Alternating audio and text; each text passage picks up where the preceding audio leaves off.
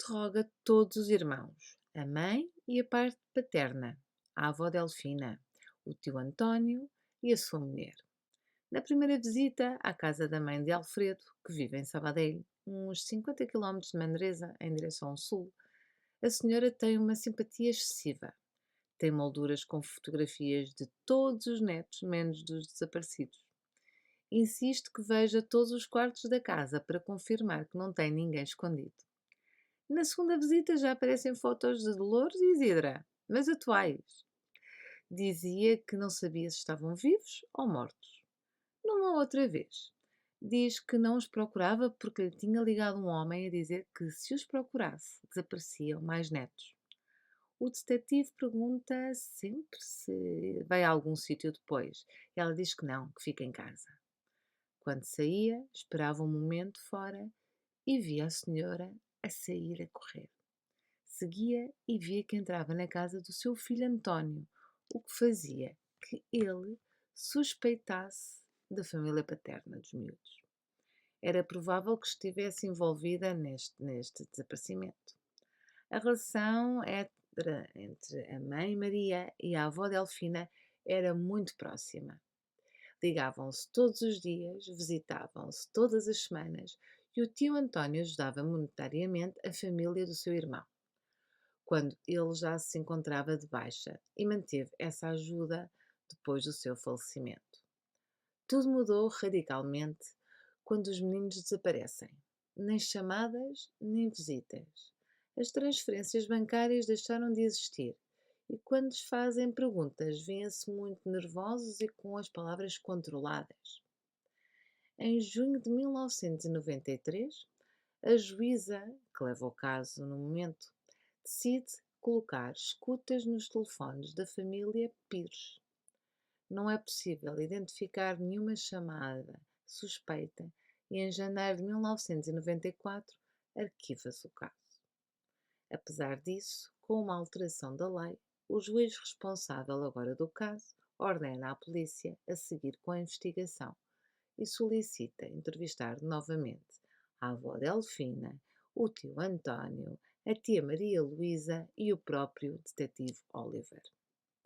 Após esta reabertura, surge uma nova testemunha, Margarita, que em 1988 trabalhava na cafetaria do Hospital São João de Déu.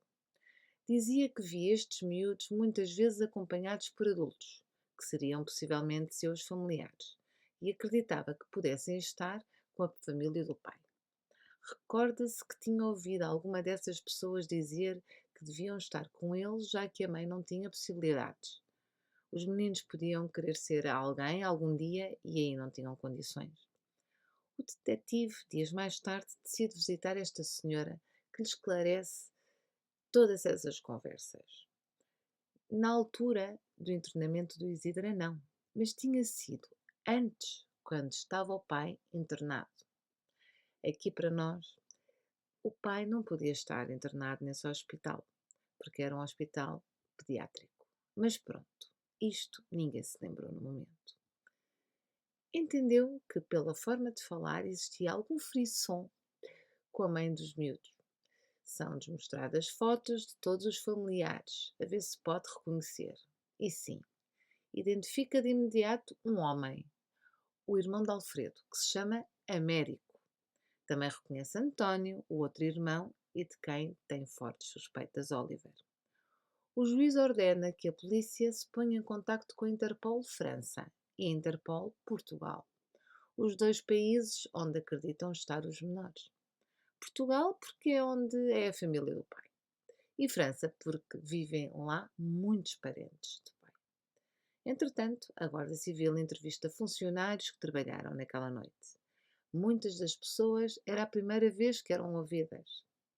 Uma pessoa dizia que já era muito tarde e entre uma miúda franzina que dizia que ia cuidar do irmão, que está internado e que vinha da casa da avó. Outra dizia que Dolores perguntava pelos horários das enfermeiras e se sempre estavam na recepção. Outra que era ela quem tirava as temperaturas aos pacientes. Diz que quando entrou no quarto de manhã estava vazio.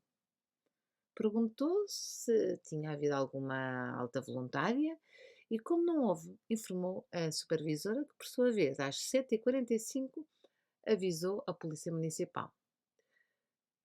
Dado que a família passava por uma situação delicada, a equipa de serviços sociais da altura é ouvida. Os irmãos, apesar de estarem sempre juntos e apoiarem-se bastante, parecia que estavam sempre com medo. Como apresentavam problemas de higiene, foi-lhes atribuída, digamos assim, uma assistente social para que lhes pudesse dar banho na escola. Esta funcionária esteve uns 3 meses com esta responsabilidade. Havia uma grande união entre todos os irmãos e nunca viu marcas de qualquer agressão. Eram muito submissos e educados. Uma outra trabalhadora social era responsável pela escolarização dos meninos. Numa das visitas à casa, verificou que um dos meninos estava dentro de uma jaula pendurada no teto.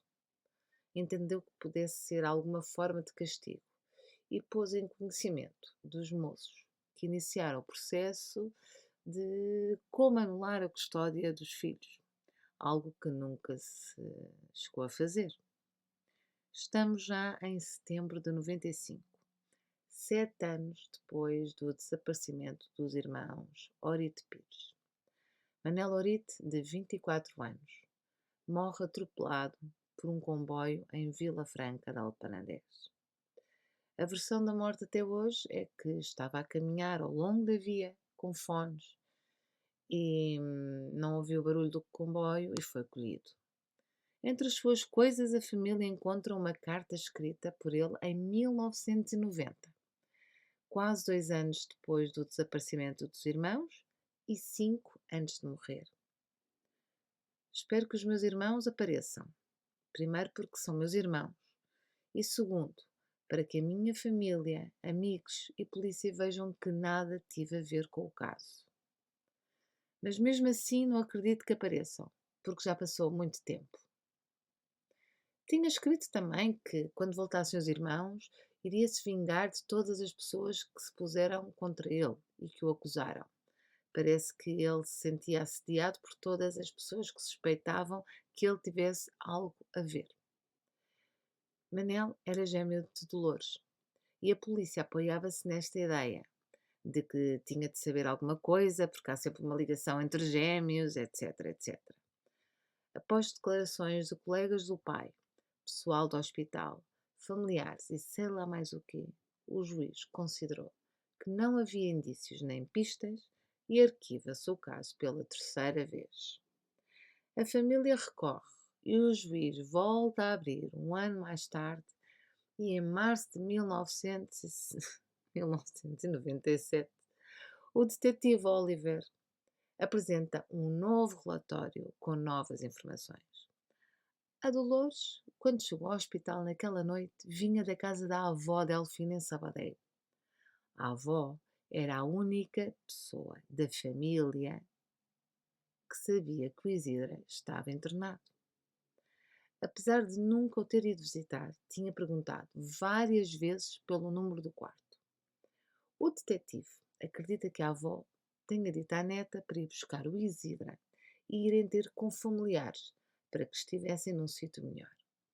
Fora do hospital estaria um tal familiar que os levaria para junto de outros parentes e que tinha sido tudo preparado pelo lado paterno. A família do pai já tinha sugerido à viúva que internasse ou desse em adoção alguns filhos, a fim de ajudá-la a reduzir a carga que ela sozinha levava. Isto quadra com o que a empregada da cafetaria do hospital ouviu e contou à polícia. O detetive solicita neste relatório autorização para ouvir as chamadas de todos os familiares paternos desde 88 até à data. Registros de escolarização, autorizações de residência, quer em Portugal como em França, durante o mesmo período de tempo. A Interpol de França informa que foram localizados familiares dos Pires que ouviram falar sobre o desaparecimento, mas que não sabem onde possam estar. Já a Interpol, em Portugal, diz que não foi possível localizar nada nem ninguém. Com tudo isto, juntamente com o relatório detetive pouco fundamentado, segundo o juiz, Arquiva-se o caso pela quarta vez. Já estamos em setembro de 1997. Apesar de não se desvincular completamente do caso, o detetive assume que o caso está totalmente estagnado. Em 2013, a regulação dos desaparecimentos começa a ser executada. O Comitê de Desaparecimentos Forçosos da ONU estabelece que os casos com indícios criminais, como é o caso dos Orit, devem continuar a ser investigados até encontrar as vítimas, vivas ou mortas. Com estes movimentos conseguiram-se coisas importantes, como por exemplo não é necessário esperar as tais 48 horas para denunciar uma pessoa desaparecida e que não é necessário ser um familiar da pessoa a denunciar, pode fazê-lo qualquer pessoa. Isto já tínhamos falado um bocadinho antes. Em novembro de 2016, o advogado da mãe dos desaparecidos solicita ao juiz a reabertura do caso para que se possa continuar a investigar. Também é apresentado mais um relatório do detetive Oliver. Desta vez, o próprio detetive viajou a Portugal e a França. Na viagem feita a Portugal, recebeu uma chamada realizada desde o Porto, desde uma pastelaria. O interlocutor dizia que os meninos tinham sido levados num carro particular até Portugal. Tinham ido para o fundão.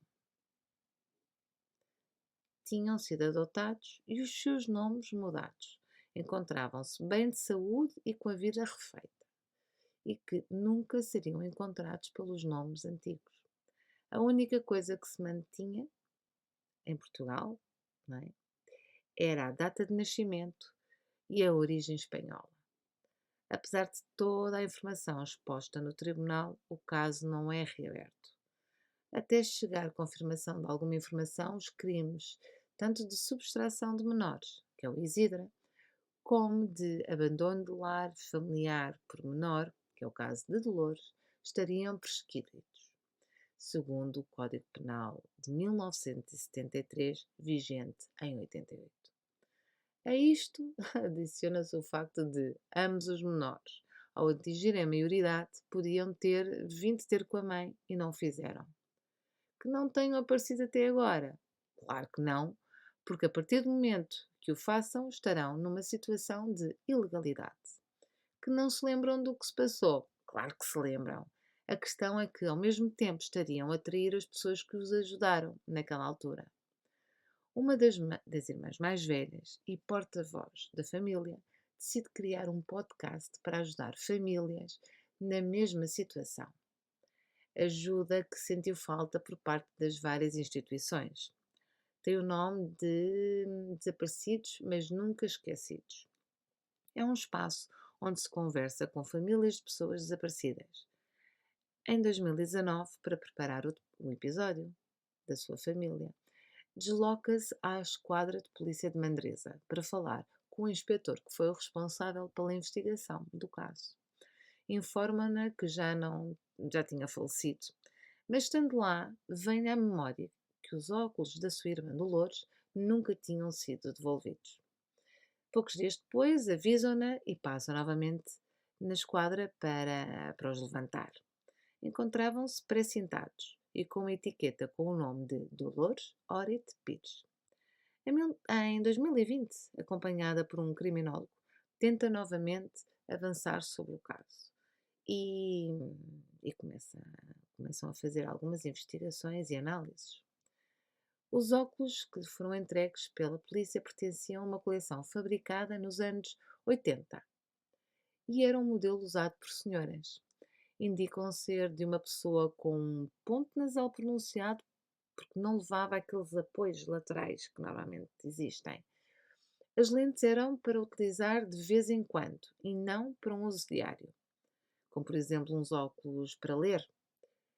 Após análise ao material, ADN e resíduos, identifica-se como alguém que se encontra grande parte do tempo em locais carregados de vapor de gordura, como é o caso de uma cozinha. Em relação à graduação, o relatório é bastante curioso. Existe uma avaliação da vista da Dolores pouco tempo antes do desaparecimento. que indica que a mesma tinha miopia, contrastando com o tipo de graduação das lentes dos óculos encontrados, que são para hipermetropia, exatamente o oposto. Mari Karma, que é a irmã, passa toda esta informação ao detetive Oliver, mas este não vê nada relevante.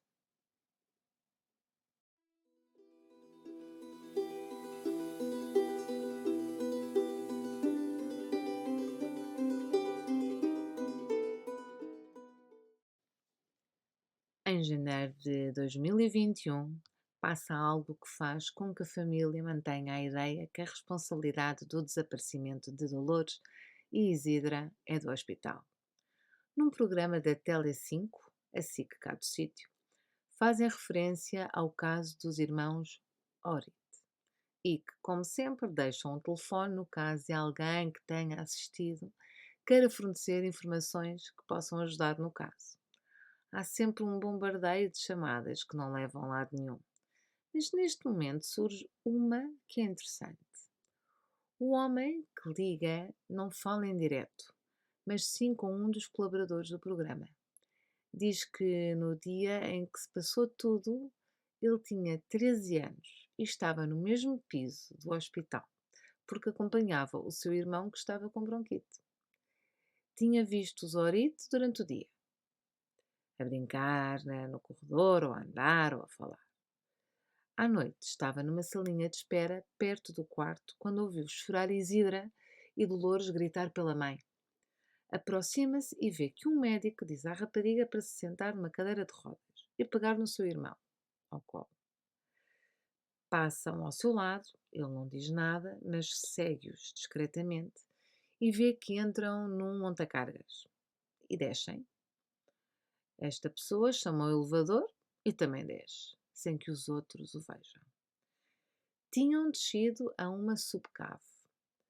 O miúdo desce e sai no mesmo piso, que estava pouco iluminado, e vê-los outra vez. Vê como o menino recebe uma injeção que o faz parar de chorar. Colocam-no numa marquesa e tapam-no com um lençol branco. À miúda fazem exatamente a mesma coisa. Colocam-no numa outra marquesa e com outro lençol branco. Esse local está cheio de outras pessoas, aparentemente mortas, mas tampadas com lençóis verdes. Era algo como uma morgue. Estava alguém a cortar, como a fazer uma autópsia, que sente um ruído, vê o miúdo e grita para o apanharem. Este, assustado e com medo também de ser apanhado, começa a correr, entra numa montacargas e consegue fugir. O susto acompanhou até aos dias de hoje. Nunca partilhou este acontecimento com ninguém, nem da família, nem no hospital. Ficou com um trauma a hospitais e agora que é pai, evita sempre que pode a ir a estes locais. Era a primeira vez que falava do assunto e somente porque podia ajudar alguém, mas nunca permitiu que o identificassem na televisão. A Mari Karma sempre teve a esperança que os seus irmãos estivessem vivos, até ouvir esta história. Encontra-se com esta testemunha que lhe explica tudo, ponto por ponto. Ele explica uma vez mais a razão de nunca ter contado isto a ninguém. Teve medo toda a vida. Nunca esqueceu o que sentiu naquele momento, uma sensação de terror imenso e que o acompanhou até ser adulto. Esta pessoa nunca foi chamada a declarar porque, apesar da ONU indicar que estes casos só são fechados quando as vítimas forem localizadas, o tribunal indica que o caso está prescrito e assim vão as coisas. A mãe Maria, ainda viva, pensa que há gente que acredita que lhe fizeram um favor em levar 2 filhos, mas não desiste de os procurar. Agora tem 85 anos. Isidra tem ou teria 41 e Dolores 53. A preparação deste episódio levou mais tempo que o previsto, pelo facto que, pela primeira vez, foi possível contactar com um familiar das vítimas e saber em primeira mão parte do caso, a versão da própria família. A decisão de publicar hoje dia de Natal é por uma questão de esperança e acreditar que este podcast possa chegar a qualquer sítio onde esteja um português que possa reconhecer a história e ajudar a encontrar o Isidra e a Dolores, filhos de Alfredo Pires, nascido no Fundão, e Maria Orite, nascida em Sallent, Barcelona. Espero que tenham gostado deste episódio de podcast, o podcast Fete a Catalunha. Volto na próxima temporada com casos novos. Não se esqueçam de partilhar com quem gosta de True Crime e deixar o vosso like. Obrigada, beijinhos e Feliz Natal!